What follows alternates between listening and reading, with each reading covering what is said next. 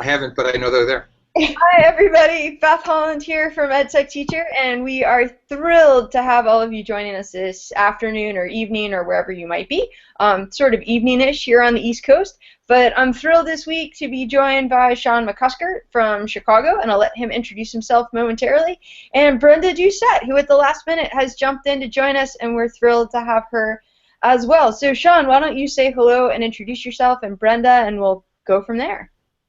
Hello, everybody. I'm Sean McCusker. I'm in my 20th year of teaching right now. I've been a social studies teacher. This year I moved. I'm a social studies department supervisor.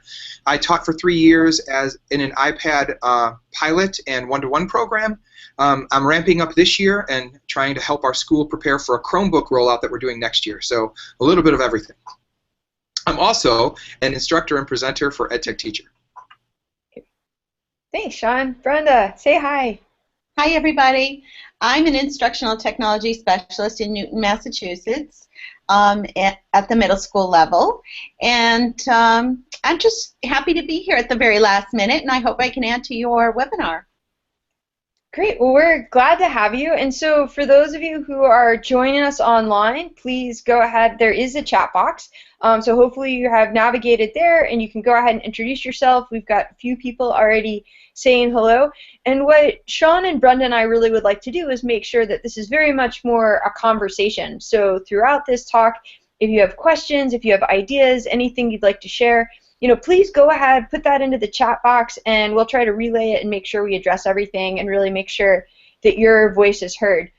So the topic for tonight's talk that we wanted to address is this idea of how do we really inspire and unleash student creativity. There's so much talk between 21st century skills and learning principles that we want our students to really become creative thinkers and creative problem solvers. So now, how do we actually do that? So just to take on an easy question for the evening, that's the one that Sean and Brenda and I would like to make some attempt at doing. And so, that's going to be the basis of our conversation. And I'm going to go ahead and share my screen. We do have some presentation slides. You're welcome to follow along. The slides are also posted below the chat. And then this way we just have a couple of visuals and some examples and things to talk to. And I'm going to add Brenda to these slides since she just joined us at the last minute. I'm glad that Brenda is able to do that. So Brenda, we'll put your information up here, and then again, here's our contact info. You're welcome to get in touch at any point in time. But when we first started, talking about this idea, the really big picture that we were thinking about is how do we really empower students to tell the story of their learning? And Sean and Brenda and I want to talk a lot tonight about storytelling and what does it mean when we give students this outlet to really craft a message and craft a story and explain their learning and show what they're taking away from things and how they're making connections, to the content and to their learning communities. And so, big picture, we want to start with this idea of storytelling, which is not a new one. We can take the idea of storytelling and take it all the way back to like cave painting. So, technology gives us new ways to be able to tell our story, but it's not necessarily a new concept. But again, how are we using the tools available to tell that story in a really creative way? So I'm actually going to turn this over to Sean now, because and let him take it away for a while as we really get into like what does it mean to have this creativity. I think the first thing we got to talk about when we talk about creativity in the classroom is like how are we doing it? How do you teach creativity? Because I was scheduled to teach a class on creativity, and I really got caught up with you can't teach a pattern, you can't teach a formula. So when you start talking about trying to let your students be creative, part of it implies that you're going to take your hands off and give them the steering wheel a little bit. You're going to give them choices. And the paradox of creativity is that there's no formula for it, and if there was a formula, it wouldn't be creativity. So we have to create structure that allows for student choice and for student voice, but we can't be prescriptive to the point where we just get a formula. And I go back, I probably have mentioned this quote every webinar I've done and every presentation I've done for the last 2 years. But Chris Lehman says that if you give an assignment and you get 30 of the same thing back, it's not an assignment, it's a recipe. And what I like to tell, when I present to people is I know how to make cookies, but I don't know what's happening in the bowl. I still don't know why I mix all the dry materials together and then mix all of the wet materials together. I know I'm supposed to do that. I just don't know what's happening when it happens. And so I think that following a recipe is one thing, but there's a different level of understanding when we're just taking steps. If we open up the process and give students real choices, there's a deeper understanding that can happen in the process. And while we'll get a variety of products, they're going to learn a lot and explore who they are as a person a lot better in that process. So you can go on to the next one, Beth. Right?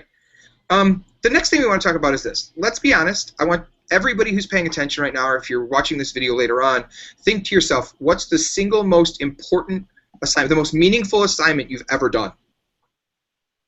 What's the assignment that you kept when you were done with school? What's the assignment that when you think back to school right now, you have like fond memories of making it, it was exciting and dynamic? Okay, now for how many of you was that a worksheet? Because I guarantee you, no one has ever said that worksheet changed my life. And so even though there's a place for worksheets, I want to own the fact that I give out worksheets for structure.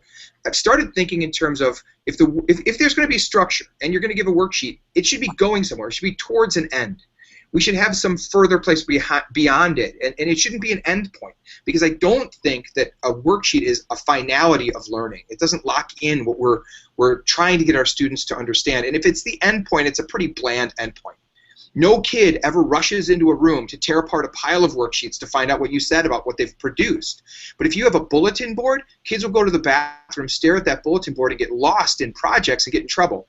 I guarantee you there's someone paying attention right now who's gotten in trouble because they were late getting back from the bathroom because they were entranced by student work hanging on bulletin boards or something that they saw that was just fascinating. And I feel like I want to have my students do work that everybody's going to want to consume.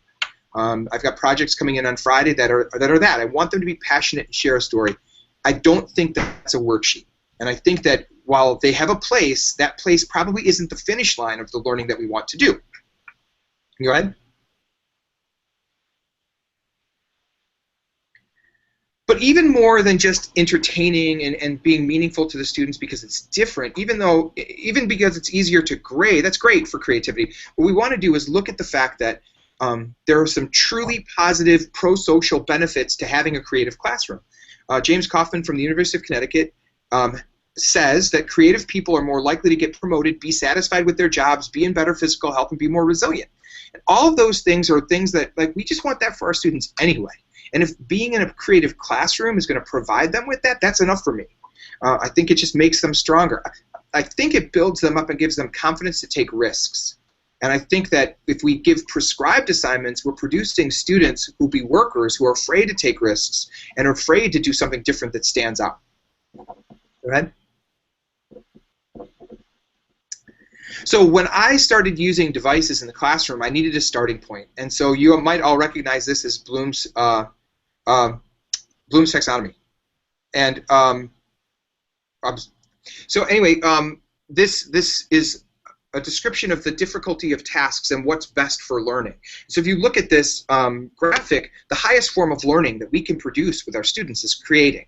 What can we make? Because they're going to, especially if it's a concept. Think about it this way. You've got a concept, an abstract idea, like love or freedom or justice. These are things that we can't ever have, like justice present. But if you can get them to create a representation of the abstract ideal, a tangible physical manifestation of abstract ideas, we can have better discussions and learn a lot more. That's a dynamic expression of learning. And they're all going to come in very different. Like Beth said, find their own voice in learning, share their own journey in learning, and we're going to get variety. So with devices in my class, what that turned into for me was an image of creating a mountain for learning. So if you can go to the next slide, Beth. One more. There you go. I translated that into getting my students to create is like climbing Mount Bloom. We're going to get to the top of that pyramid, and it's going to be this laborious journey climbing up the top. And I actually set my class up that way, where we're going to do this, guys. I talked about it for weeks. I built it as a massive project. There were videos. There were library days, carts of research, research days, and we structured these projects. And when they came back, they were amazing. But go ahead.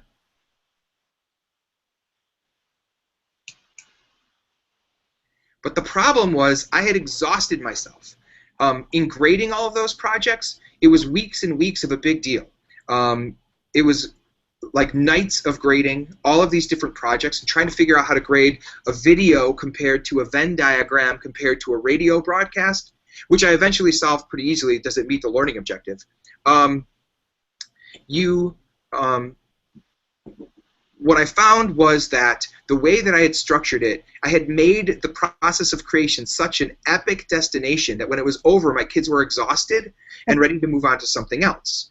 I had essentially what I had done is made it so like such a single incident that I had a moment of creativity followed by my students begging me to lecture.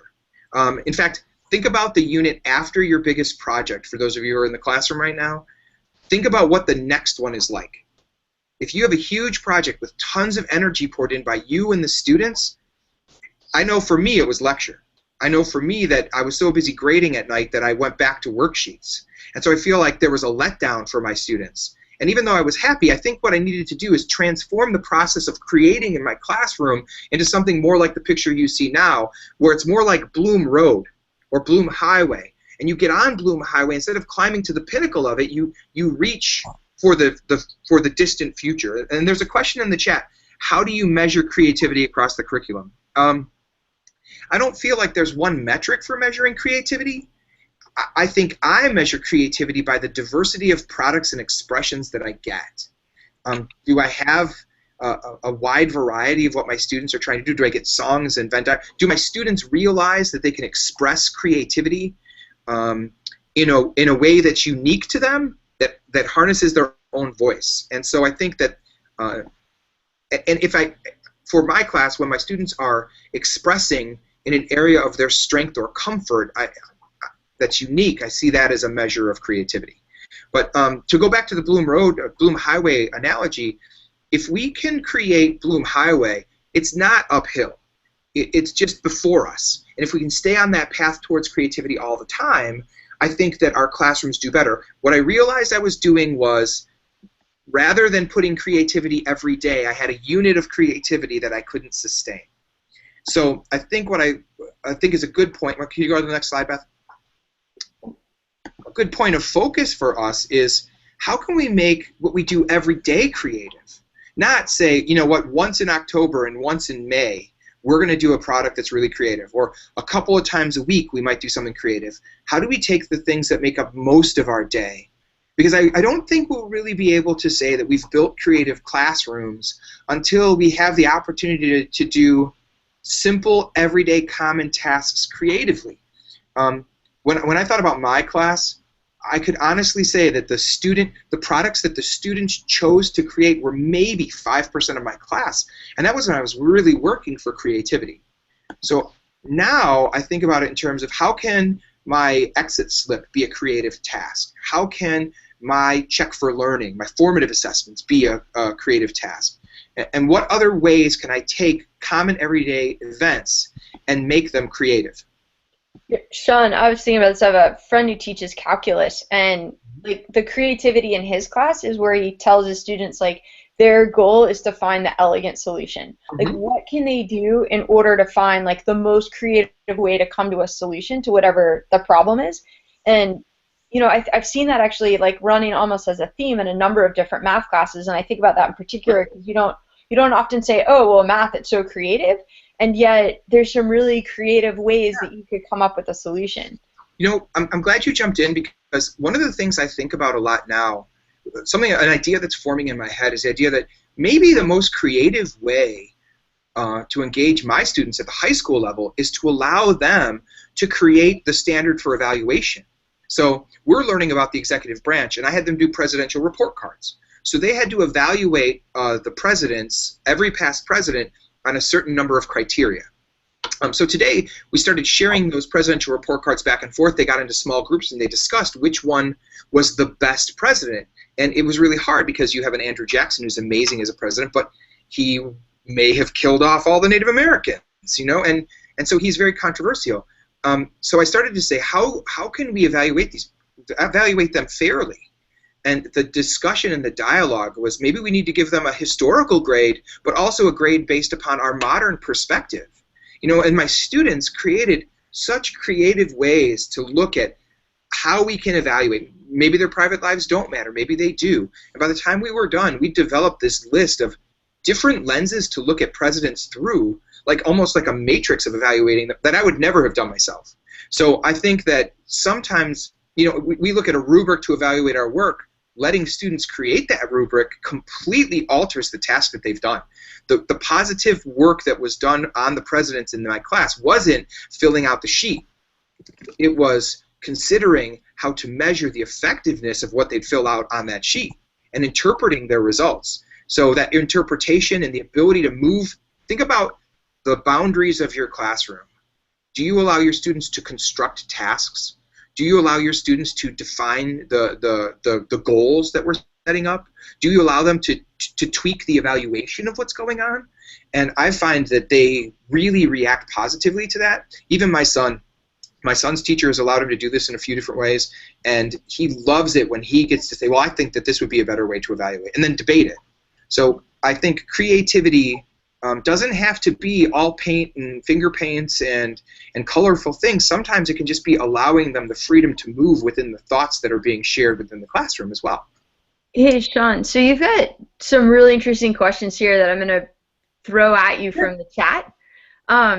So just like to begin with, there's this question of like, we're talking about creativity, and you've mentioned it as well, but it's almost a question like, should creativity be measured?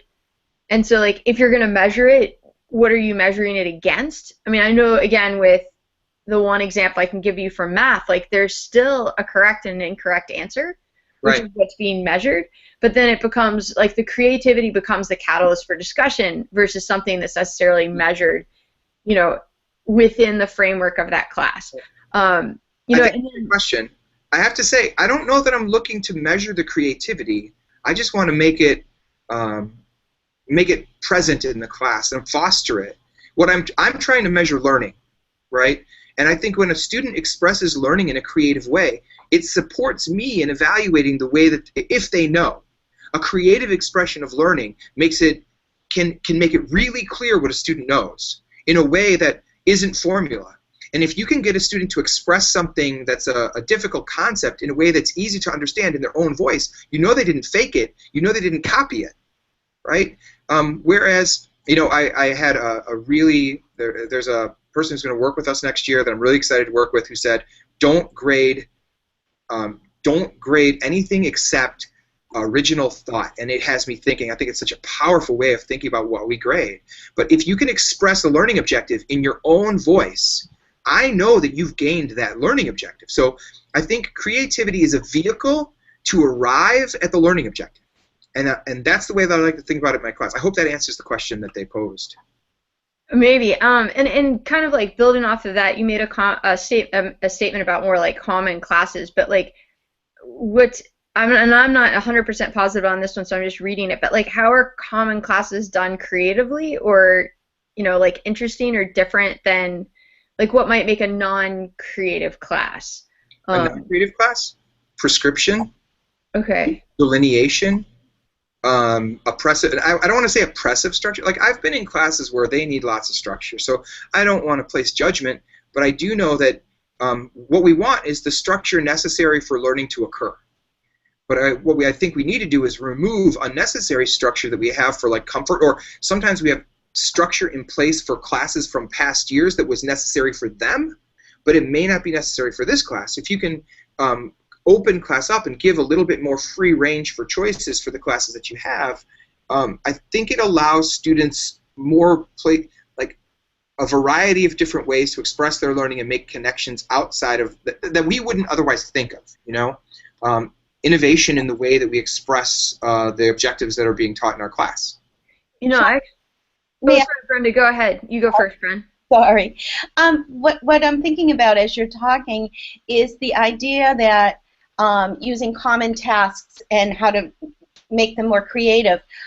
Something every teacher in my school needs to do at the beginning of class is to post the lesson objectives on the board. So that's something that's structured, that's something that's common, that's something that we do all the time. But then once those objectives are on the board, if we then invite the children to start discussing how can we make our thinking visible, and how can we, rather than measuring the creativity, we want to measure their ability to meet these objectives or learn these objectives. So that's where I see the connection between common tasks and creativity. It comes from the students. Hopefully, I think ideally that's what we want. Like, we can spur them on to be creative in some ways, but ultimately what Brenda's saying, I think, is absolutely true. We want them to be able to see the path. Like I've said many times to my students, I want to choose the destination, not the path to get there. Mm-hmm. I think Brenda gave a great example of that. Here's our learning objective. It's prescribed by curriculum, but you have the choice and the power to choose how we're going to go about doing that. You know, and that could be any number of different things that the students they can innovate or come up with, and sometimes they're going to need a lot. My experience is at first, when you give students a lot of creative choices, it is so hard for them. They're not comfortable with that. That's a skill we need to construct and support within our students so that it can be real. Yeah, so before we keep going, there's another question that came up, and I actually want to take this one on only because I've been reading about this a lot lately. But there's a question about standards are fine, but when you ask a student to be creative, they're going to ask, well, how do I do it? Like, what are you looking for? How am I going to pass the test?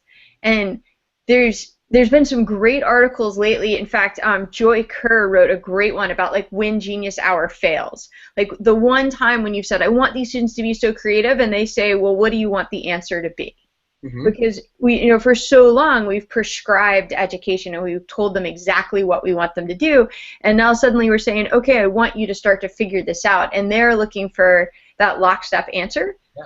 And so I've actually been reading. I'm almost done with the book right now, so I'll caveat myself by saying I have not finished the book yet, but I'm reading Grant Wiggins and Jay McTeague, the concept of asking essential questions. Yeah. And as long as you're moving on the pathway towards this essential question, then you're in the right direction. And that comes back to what is the actual learning objective? And Brenda, just like you said, if the objective is stated clearly and you're measuring student learning based on how well they express their understanding of the objective, then it removes the right or wrong answer in terms of, well, how do I need to go about doing that? And I think that's as important of a skill for the kids to learn, that they need to start to problem solve and to think critically about what's the best way for me to prove that I've achieved this objective. Yeah. What constitutes proof? Right. Well, and so what constitutes proof would being able to, you can demonstrate that understanding of, that's going to depend on your objective. We can, I'll use Lawrence Reif as an example. He's an English teacher in Roslyn, New York, and he gave a project on Fahrenheit 451, and the students had 4 or 5 different choices of how they could demonstrate their understanding of Fahrenheit 451. But what he was assessing was whether or not they could use textual evidence to back up their point. So whether they did a video or a graphic novel or a poem or a soundtrack, everything came back to how much evidence from the text did they use to support, their argument for their product. Yeah. And so that's what was essentially being measured, was off of that clearly defined learning objective. And going back to your original question, can you reread the original question again? Yeah, so when you're asking the learner to be creative, they're going to ask you, how do I do that? What is the teacher looking for? A few key points off of that is that, one, I think that students who have become incredible successes at finding out, identifying what the teacher wants and providing the teacher with that are going to struggle. And you're going to have to offer them a lot of support because they're used to the ritual. And I think some parents have raised their children to be that student because that's the skills for success in many schools.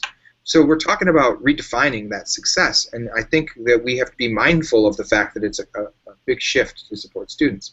But I also think that the way that you help them to be creative is you immerse them in a variety of products that their classmates are making. So a big part of these classrooms is that we have to share, digest, and then allow commentary on what's been produced, which goes along with the idea of creating a rubric or sharing feedback.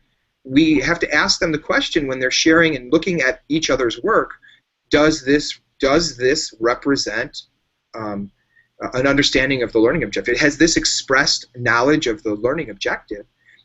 And I think that as much as I love the projects that we get from students, my favorite part is reading the feedback that they give each other, because it's so on point. And it's so easy to grade these assignments after you've read 15 or 20 students' comments that they've made. And I think that if you struggle to get started, just jump in and then let the students talk about what's going on. I find that they're very supportive of each other's creativity and rewarding students who've taken a risk that works out really well. Cool. So all the hard questions are coming from a teacher named Barbara Cotter in Florida, who was guest 606 before, but she's introduced herself now. So this is great, because she's definitely given us lots of great things to talk about. And then, so the last one, and I answered it a little bit in the chat, but I want to throw this to the two of you as well. So she asked the question, like, are the objectives being formulated by the students or the teachers? And so where are we, like, is it more out of the box thinking if it's from the students versus the teachers? And, like, my initial reaction is both. Mm-hmm. And so, you know, like, ultimately the teacher as the expert, and Sean, maybe you can, I think about the articles you've written on this idea of the teacher's role, like, in this new economy of information. Like, the teacher has, you know, some big picture objectives, guiding principles for the class, and yet the students are the ones that might come up the pathway. And, you know, I'll have to try and grab some, like, links for the chat, but I think as well as Jody Deinhammer, who teaches in Texas, who comes in on the first day of school and she has no plans for the year. Like, she knows what the Texas science standards are. She knows what she has to ultimately get to, but she spends the first week in inquiry. What are their interests? What are their passions? What are they curious about? And then they help formulate those objectives that lead towards, like, those broader objectives for the course. And I think that, you know, we're always looking, like, as a teacher, we know that we're responsible. Ultimately, we have to get to the finish line. We have all of those boxes to check and objectives that we have to do, but we also have these things that we want to provide our students with. So I think that, like you said, the answer has to be both. The analogy that you mentioned from the article I wrote on the new economy of information is that the teacher as conductor. Imagine a teacher in a classroom, and imagine that teacher acting as conductor. They're not playing an instrument like an orchestra. They're not playing any of the instruments, but they're intricately involved in raising the volume and lowering the volume of those instruments, so that together we put together this unique symphony of learning that's going on in our class. But we want the students, each of the students is going to have their own ability to express. They're going to be playing a different instrument and providing something different. You have, like, the bass tones and the different types of instruments as they would be our students' voices. And what we want to do, though, is point out the ones that create context. What teachers can do with individualized student learning is create strong and powerful context of learning, the big picture, the sinew between the ideas that our students present and represent in their own unique and interesting ways. I think that there is always a time for the teacher to say, hey, we took too much time on that last activity. Now I'm going to be very focused and say, here's what we're doing, here's how we're going to do it. But to allow some creativity in small ways when possible, but, you know, then take those opportunities for the students to get to say, we're learning World War II, what would you like to know about? And then kind of take their ideas and turn them into learning objectives that we have. I think the answer is, not to give a non-answer, but balance. How do you balance that for you and your curriculum? And I think that's where we as professionals have a lot of choices to make. Great. That's great. You actually just answered the next question right then and there, so we can we can keep going. But the point of, there was the question about, well, how do you handle the amount of time that it can take? And I think, you know, your statement right there, you hit it with that idea of balance. It's like when you have a standardized final. You have a final exam that you have to give because the district says this is what you have to give. That's nobody's first choice for how we're going to measure learning, but we're obligated. We have an obligation to serve, and so we manage and measure ourselves to find that right balance. And I think that that's true also in bringing creativity and student choice. As much as we can without that isn't to the detriment of our ultimate destination. Yeah. Cool. All right. Well, ready to keep going? We'll keep going. I'm sure we'll have more questions from the chat. This is fun. It's so much better when we can stop. I So know. here's some examples of how you can take creative tasks, simple tasks that we do every day, and turn them into creative tasks. You probably heard about sketchnoting. I went to the last conference I went to. I sketchnoted all the sessions I went to, and it was so fun. But it also really represents how I think in pictures and words and connections. So this is Brad Carter, who does a lot of animating, or excuse me, doing illustrations for books. And Amy Burvall, who is really into creating, like she takes notes in memes. So that as she's taking notes, it's easily shareable in the form of a tweet, right? She has a style that she has to it. So I posted these. These are two of their very early works. They're two of the first people I ever saw do sketchnoting. There's some students in my class who started doing things like this. Not as many this year, but in the past when we had iPads, this became very common. I remember getting in trouble for putting pictures in my notes in high school, so I was like, always felt like it was wrong. But I shared these examples, but what I've noticed is this is just notes that they took at conferences somewhere. I'm not sure if you copied over the next slide, Beth, if you'll go to the next slide. I grabbed a bunch of them. Okay, so what ended up happening is when people tweeted out to these people that I was using their notes in my presentation when I was in San Diego and at the Iowa One-to-One Summit or Institute, and both of them cared about these notes that they took 3 years ago. They had this pride in their work that they're like, hey, that's great, but can you use some of my nicer ones? And they're like, my skills have improved. And they really, and we're talking about notes, but they had invested so much in the fact that they do this that they were like, here's some better stuff. I'm proud of my work. When was the last time your students got done with note taking and were like proud of their work to the point that they wanted to show you the development of that skill? So this sketchnoting is something that I think a lot about, and I think it's the right answer for some but not all of my students. I think some students need to take notes traditionally in the way on paper, and I think that some people, it's a benefit to them to do it electronically. Can you go to the next slide, Beth? Yeah. The exact same thing happened at the next conference I went to with Brad Carter, where he said, no worries, it's fun to look back on my old work, but here's my current work. And again, it's just notes for something that happened at a conference session, but you care about it and you invest. And I think that we are, unique expressions are us, and we come out. Whether it's note-taking or project. As an aside, before I get distracted, I think when we allow students to express who they are comes out. And I think we find out more about who we're really working with on a very personal level in our classes, and I think that that's just generally healthier for our class. I think it allows for an acceptance of differences in our class and a trust in the expressions of learning that are also expressions of who we are. Expressions of identity, for lack of a better way of describing it, are powerful in a way that the regular note-taking formats I used to use just won't be. So if you can go on. So the presentation that I've been doing the last year on creativity, this is the first session I ever gave. These notes were taken by Greg Kulowick. And joined us in the chat. What's that? He just joined us in the chat. Well, awesome. These are his notes. Welcome, Greg. These are his notes on my first session. And honestly, the notes that I used to create my presentation aren't as good at identifying what was important as this note-taking. This is what I look at when I go to give this presentation now, because the symbols are more meaning. I think in pictures anyway. So I liked the way that he expressed it. It reminds me of what's important. And that's what I do with my sessions when I go to conferences now too, is I try to draw sketch notes like this. See, now this is what I look like, because I have no ability to draw things. Right. And so the reason, actually, part of what I was saying about student identity comes out in this story. This is a Google document that I shared with my students, and I allowed them to make a copy. And what they ended up doing was one student. My practice changes so much from the creative things that students do.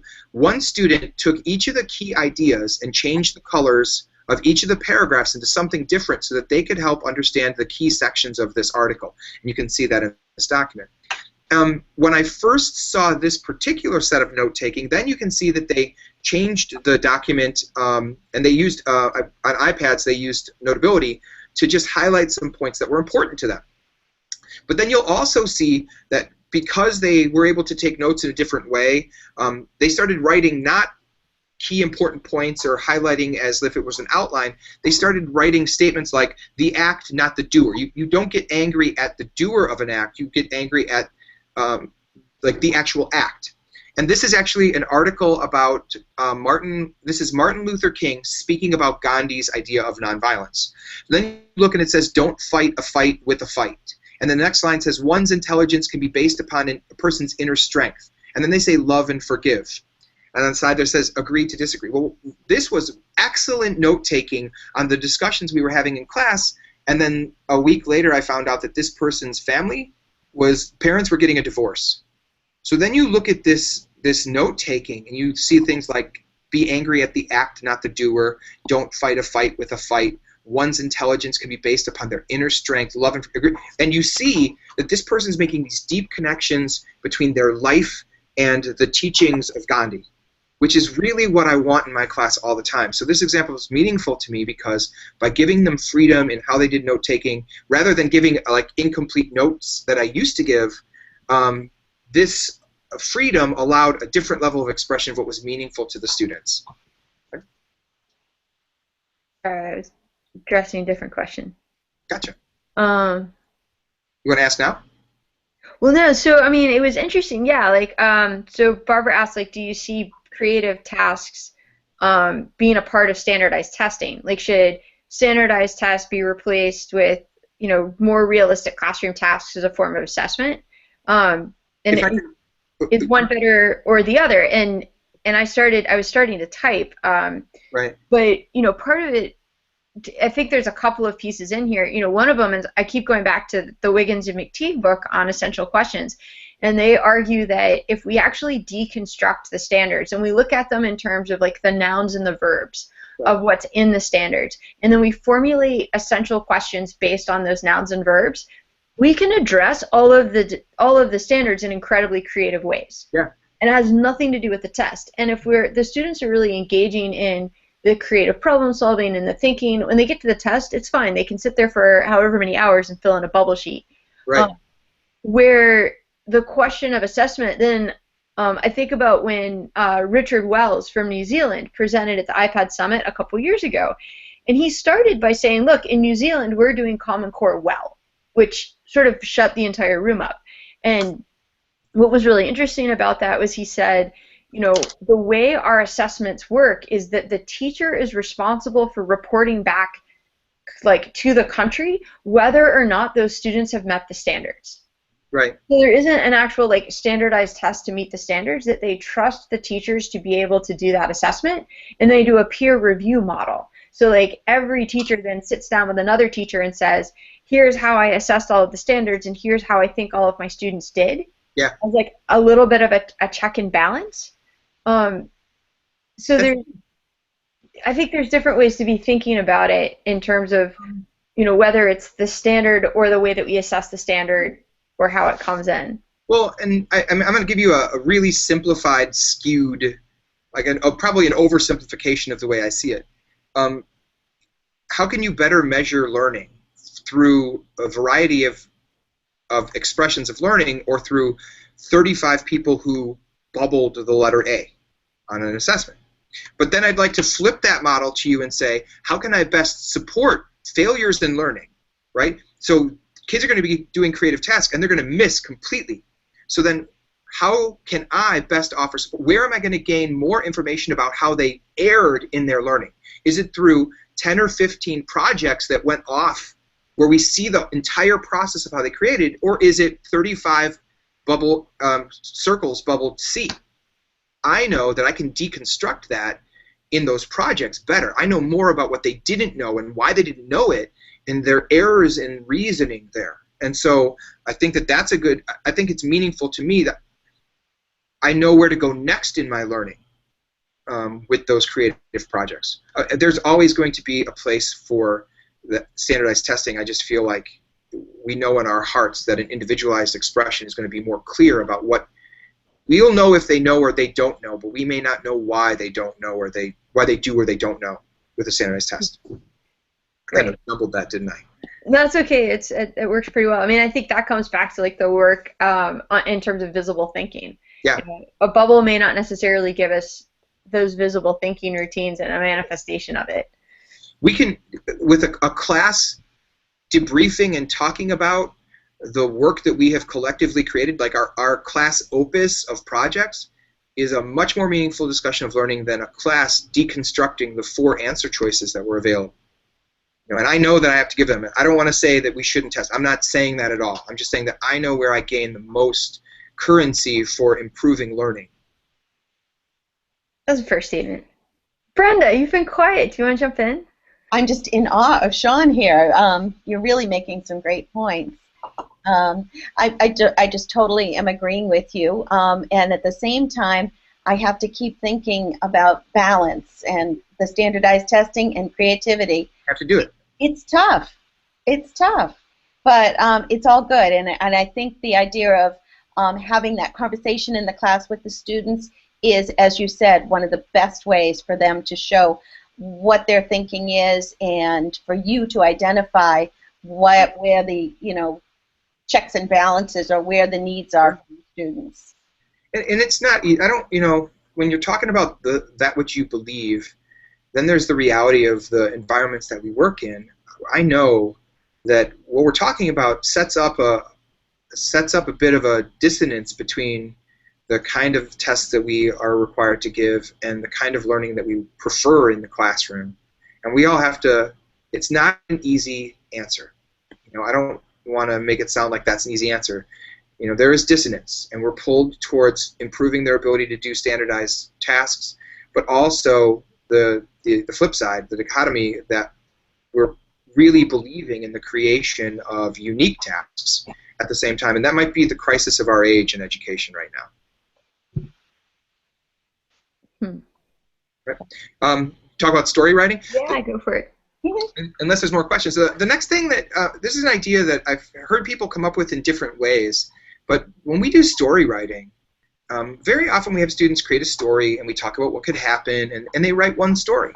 And that's fun, but imagine if you let the students take an idea and write all the stories that could come from it. I think back to Choose Your Own Adventure books as a kid. I lived for those things because you could read it and read it again and read it again and read it again. That book had a life.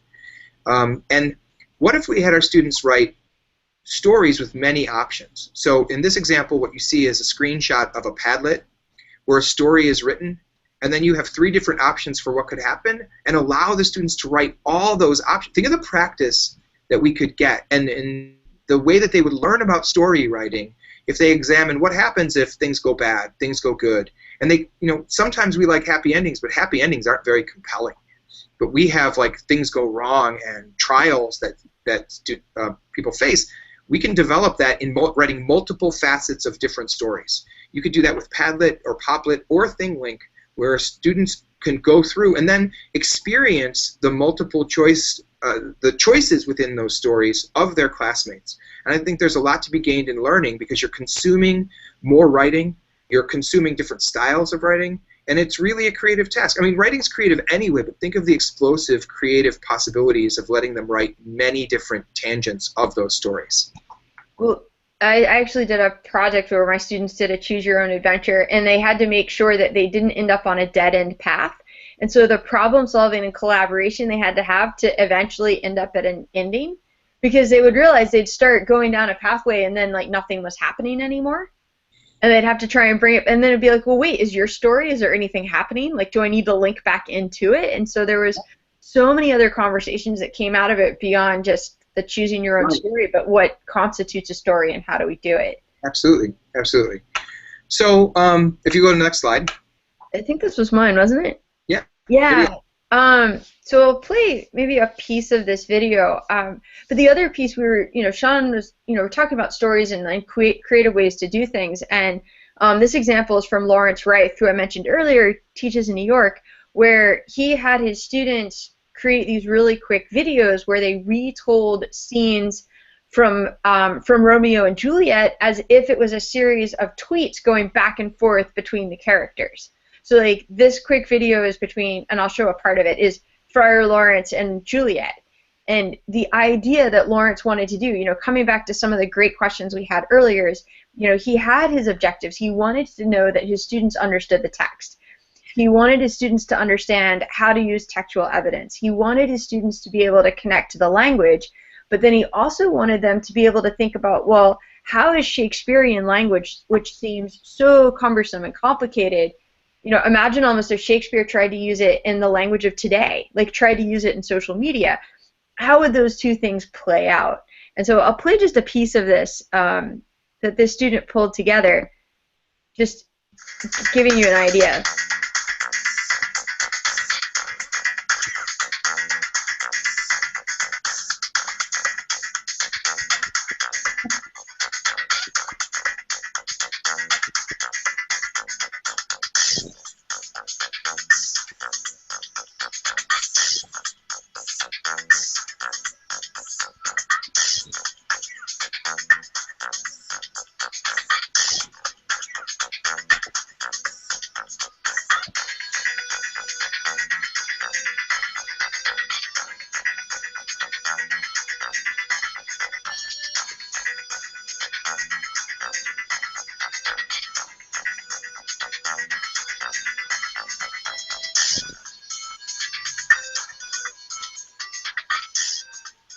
So, I mean, I love the way that this one came into play, where you realize that, not only does the student, know the play, know the language, but then it gave the kids this really creative way to actually express their understanding, where, I know when I taught 9th grade English, we did, like, horrible quizzes where you had to identify the quote and what was the significance and who was the speaker, and we browbeat through Shakespeare and took all the fun out of it, and it was my fault.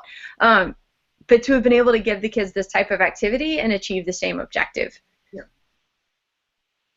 Plus, what I imagine when I look at this, Beth, is think about how much conversation went back and forth between the members of the group to figure out exactly what to put in those bubbles. Yeah. And that conversation of translating and condensing down to something that was meaningful, that fit the framework, I think that's really powerful. Yeah. So, different ideas. But I like that example from him. Well, you had your slide about limitation earlier, didn't you? Yeah, I don't know. I think it's in here somewhere. I like that because there's this idea that creativity is spurred by limitation, and I like that. Like when you have a narrowing of what you can do, sometimes it allows you to. It puts pressure on a student to innovate in order to solve the problem and overcome the limitation of, say, like 140 characters of text, or you're only allowed to use this one sheet of paper, or you're only allowed to express in this way. So there's, I like to think of creativity as opening up the possibilities, but there's also this flip side of creativity through a limitation that I think we'll talk about a little bit later. Yeah. So, hey, wait, before we go, we have another awesome question. Great. Okay, so from Barbara again, how would you impress upon an educator who sees a creatively collaborative classroom with no technology when there is a big move into integrating technology? Mm-hmm. And I actually would say a pencil is technology. Yeah. Like paper is technology. We happen to be looking at digital tools, but you can use, traditional tools in amazingly creative ways. The art teacher I worked with years ago, the kids made imaginary birds, and they did the whole thing with toilet paper rolls. It's like this whole thing about collecting toilet paper rolls for weeks, and then they cut them up and used them, and that was the material. So, it's one of those things where, it's not that it's the technology that's driving the creativity, it's how we're using it, because we can all give examples of the amazing digital technology being used in really uncreative ways. Well, think about a little kid with a cardboard box. Look at all the creative ways that they can take a cardboard box and turn it into something awesome. And, I think that, to kind of go back to where you started, Beth, I think that it's the job of every effective teacher to question everything coming into their class as to whether it can add to the effectiveness or detracts from the effectiveness. And the really master teachers will find a way to look at tools that can increase their effectiveness and interpret it. I think it's important for us to look at the to give this too shall pass acid test to the things that are happening in our classroom because of the time constraints that we have. So I think that if you've got creativity happening in a lesson, lots of creativity, lots of expression, without technology, you don't necessarily have to throw technology at it. Maybe there's a different place for tech. Maybe you use technology for a non-creative task in that place. Ultimately, hopefully, creativity gives us more options for those things, and in a lot of places, I think it does.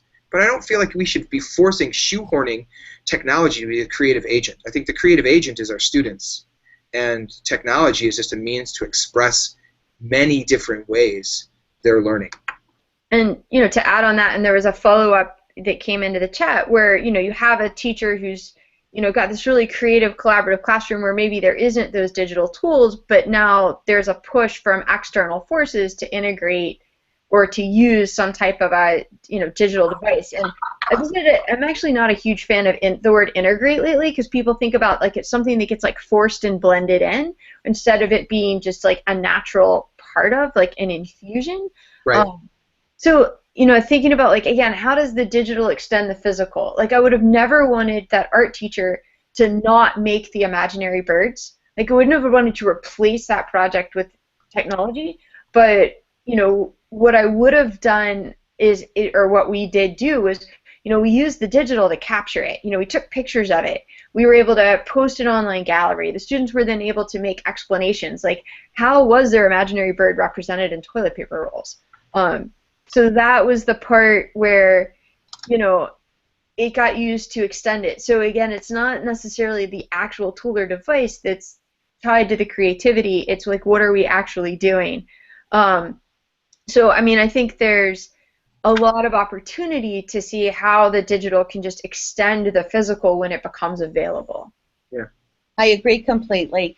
I'm thinking, as I'm looking at this Poplet, I'm thinking about really, really creative classrooms where they might just use Post-it, so they might use pen and paper. But then once you decide that you're going to transcribe or you're going to change over and you're going to go over to Poplet or any piece of technology that allows you to then edit and rearrange and share and do all these other things that you can't necessarily do with the technological tools, then you get that enhancement piece. So you're right, integration that word doesn't always fit. Enhance is often the better word. Sometimes the best use of technology is just taking a picture of some awesome stuff you wrote on the whiteboard in regular markers. Maybe technology's key to your lesson is simply that it records a non-technology based thing that you did. There was that session that Greg Kulik did in Boston where he used Post-it notes and then he just scanned them into the Post-it app, and then he shared everybody's Post-it note ideas back to people so that they had an archive. That's just as valid a use of technology as some of the more, like a Poplet where you're color coding and you're posting ideas that way. I think, Sean, when we were in the classroom for summer workshops last year with the chalkboards that flew up and down, and we were taking pictures of those and posting them, and the chalkboard was excellent technology. Yeah, and the problem with the chalkboard, when you don't have chalkboards like we had where there were like 60 of them and you can slide them up and down, is that you run out of space and you erase it. Think back, for those of you who have been teaching long enough, and this is probably going to make me seem old, remember when you had the chalkboard and you'd write your notes and then you had to rewrite them? And the second period of the day was so much better because your notes were already there and you might only have to rewrite a small portion of them. I vividly remember that. And now with technology, and that was the beauty of PowerPoint. No more writing on the chalkboard. 5 times a day. Right. But that presented problems too. You know what's funny about that? It kind of goes towards some other things we'll talk about, is once I got PowerPoint, the biggest problem was I didn't have anything to do between students writing stuff down. And it made me go too fast, and I lost students in the learning process because I was blowing past them since the class wasn't slowed to the pace of my chalk writing skills. So there's ups and downs for every step and advancement of technology that we take. Yeah. Right? Yeah, sure. So this is a ThingLink outline that I used a while back. I wanted to have a visual representation. I wanted a visual that they can construct around to structure their research but I also wanted my students to be able to share with everyone their whole process. So they did their research project, and they had their paper, which was the top link. And we could start by looking and reading the essay that they did, but then we could see each of their sources they didn't use, just to kind of structure sources, and then a link to the visual that they would create for sharing to the class. And by doing this, it was, you know, a way of showing them ways that you can organize with technology. This is just an outline. It's just an interactive outline. And using ThingLink, for those of you who aren't familiar with that tool, you can put a web hotlink in each of those spots, and you can control where it goes. So you can make your outline a dynamic thing that connects to many, many different parts of your project. My students, some people went on and used this for other things that they did. They liked the visual nature of it. They didn't have to go searching for all the parts of their project. One student filled out all the documents ahead of time so that it was all right there, and it was very easy for them to keep structured. So depending on what they gained from using the tool, many of my students will take those things forward and then use them on their own independently afterwards, which kind of urges me to use a variety of techniques to construct, I don't know, a toolbox for my students. Sorry, I was typing in the chat box. I will catch up. So one of the other ways that I think is cool for outlining is videos. Students get that when you create a video, it has to have a linear flow, it has to make sense, and I realized that if I ask students to do an outline, sometimes you got the craziest order. And if you ask them to do a paper, sometimes their paper just doesn't make rational sense. But if you ask your students to make a movie, they get that it has to make sense, and they'll structure a movie better than they do other things. So there's an example. I don't know if that actually has a video. Click on it and see if you can get it to play. No, it's just a picture. It's that. But the video is, my students made a Common Craft style video using popsicle sticks with pictures on it, and they ended up using, I want to say, it's like 8 minutes long. They ended up using like 60 or 70 different individual popsicle sticks, and on the back they had it labeled where like the character of Karl Marx would appear throughout the story. And I asked them if they had taken a picture of their organization, because if they had, I would have accepted the way that they had laid out those pieces as an outline for the assignment. But I regularly now allow my students to do creative forms of outlining because they end up having a better paper if I have it. I've never seen a video that my students produce that also couldn't be immediately translated into a pretty decent paper because it's structured and they get the flow of ideas within a video. If you go to the next one. Yeah. Thank you. So my final point of creativity is this. And you know how you have that moment where you think about something and it kind of impeaches your practice from the past? I used to create these ornate study guides for the end of the year, like outline, point by point, everything we needed to know. And it occurred to me, if I'm doing my classwork right, shouldn't just consuming all the products that my students made at the end of the semester be enough for them to know what we did in class? And if it isn't, if the work that we've done as a class can't together form a good summary of our learning for the semester, then I'm doing the wrong work. And I think about that all the time. And I think I was getting closer when I had the tools and devices to create creative work and to store it electronically using like Schoology or using Google Drive. But I look forward to one day trying to create a study guide that is just go look over the products that you produced, and within that is everything you need to know. And maybe there'll be a checklist too. But I think if you could create products that like student-created products that once consumed by the class constitute a real measure of your learning, you don't need to do a review sheet anymore. And review could be a very different product. Sean, I'm not sure where you want to go with this next because we're almost out of time here. As like a way of starting to wrap this up. You know, usually what I tell teachers is this, like, you know what your strengths are and you know where you can support your students. We also know how much room we can give each individual class. As a high school teacher, I have, you know, many different classes, and every one of them is going to be different, you know. But I like to good choice on that slide. I want to ask you. I made an executive decision. You were going that way. That's where I was going. What percentage of your classroom experience is created by students? What tasks, what learning objectives do they create? When they do an assignment, how many of the assignments that they're given are things that they can make executive choices on how they express learning. How many of the products that they make do students get to have a conversation? How many rubrics that you use in class if students gain feedback on? Because I think about that a lot. I never loved rubrics, but I think it's way more meaningful if you have students take the time to evaluate. What if you gave them editing rights on your rubric so that they could put the wording that they think is valid on? Just give them editing rights. Because I think if we allow students to have control and some ownership over those portions, they take more control and ownership over the learning that they do as well. A goal that you set for yourself is always a little bit more meaningful than a goal that was arbitrarily set for you. And I think that that's possible in a creative classroom. And hopefully technology allows us to do that more easily. What a great wrap-up, Sean. Yeah, way to go, Sean. Awesome. Yeah, so we're right at 6 o'clock, everyone. But just to let you know, if you've had a great time with Sean and Brenda or even myself, just to let you know, we are going to be all over the place this summer. Sean's actually teaching a class in Unleashing Student Creativity. There's a session of that in Chicago and one in Boston. We've got all kinds of other things going on. Brenda, I think you're in Boston at times. I'm in Atlanta, Boston, and Chicago, talking about a lot of different things. So just so that you know, we do have a ton of great opportunities that are coming up if anyone wants to get more in depth. But with that, I'm going to turn my screen off and be a human being again. If my camera, yep, there I am. Hi, everybody.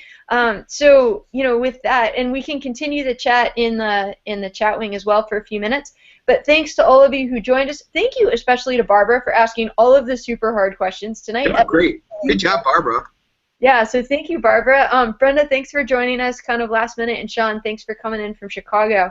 And with that, folks, this is actually our last spring webinar for right now, but all of these are recorded. They're all archived on our website.